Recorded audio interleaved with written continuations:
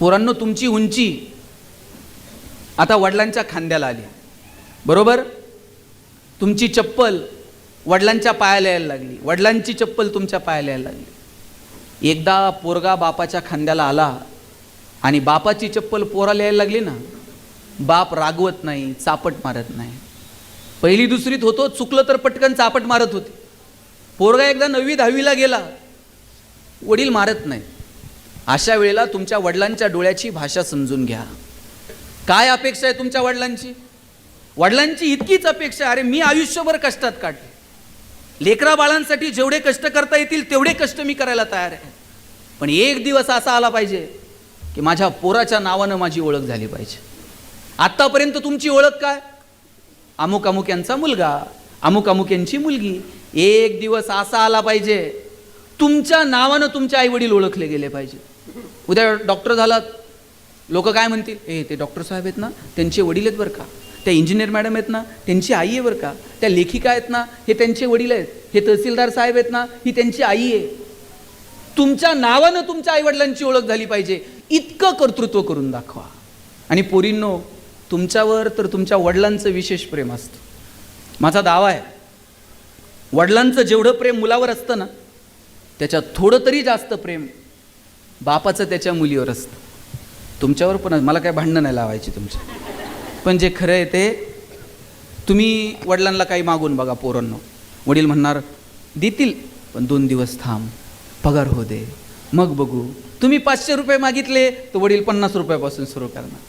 आणि पोरीनं काय मागू द्या बरं, बापाला असं वाटतं कधी निघून देईल आणि कधी नाही.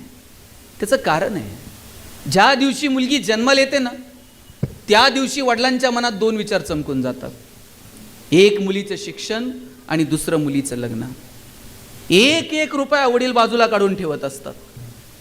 स्वतः फाटलेली तुटलेली चप्पल घालतील, पण पोरीला मात्र शाळेत जायला सायकल घेऊन देतील, गाडी घेऊन देतील, बसचा पास काढून देतील, हॉस्टेलची फी भरतील, तिला चांगले शूज घेऊन देतील.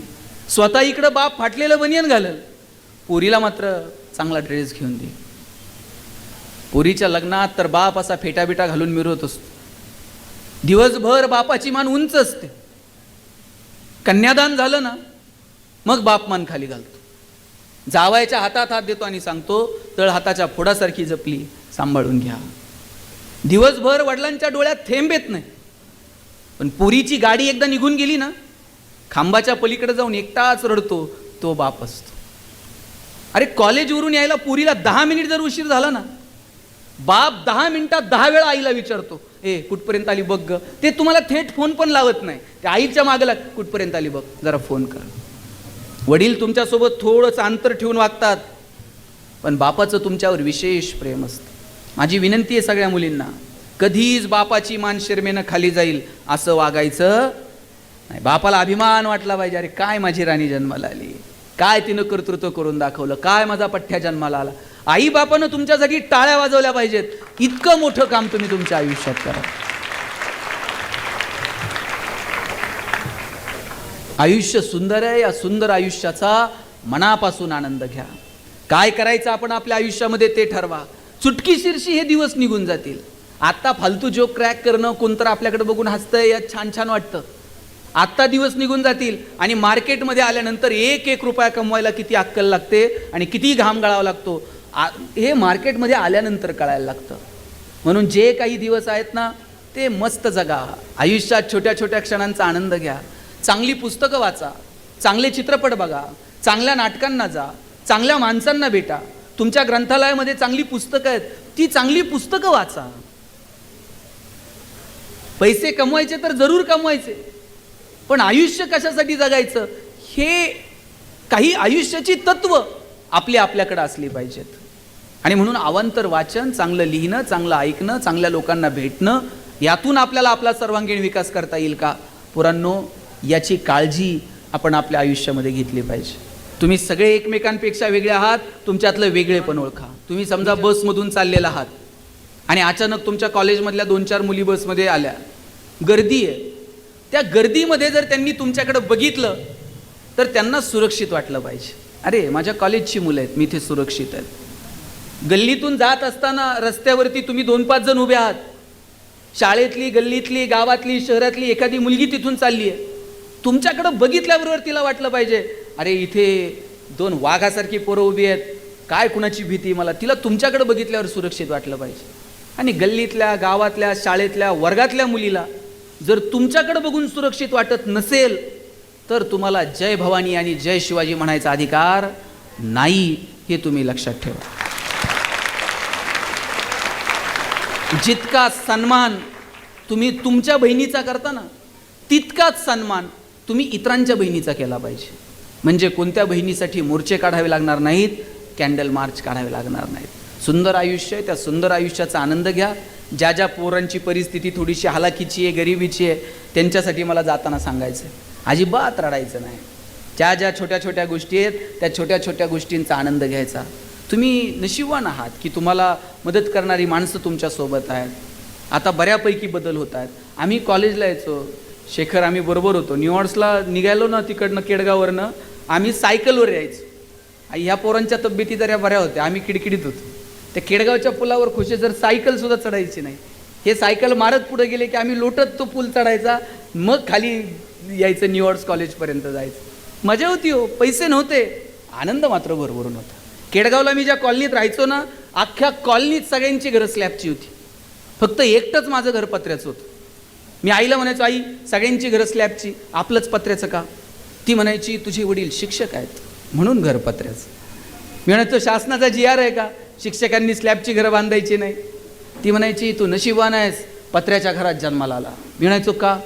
ती म्हणायची, बघ घर गरम व्हायला लागलं का तुला कळतं उन्हाळा सुरू झाला आहे, घर गळायला लागलं का तुला कळतं पावसाळा सुरू झाला आहे. शेजारच्या स्लॅबच्या घरात उन्हाळा कळत नाही, पावसाळा कळत नाही, खास ऋतूंची ओळख व्हावी म्हणून भूगोल शिकवणाऱ्या तुझ्या बापानं असलं मॉडेल उभं केलं आहे म्हणायची. पैसे नव्हते,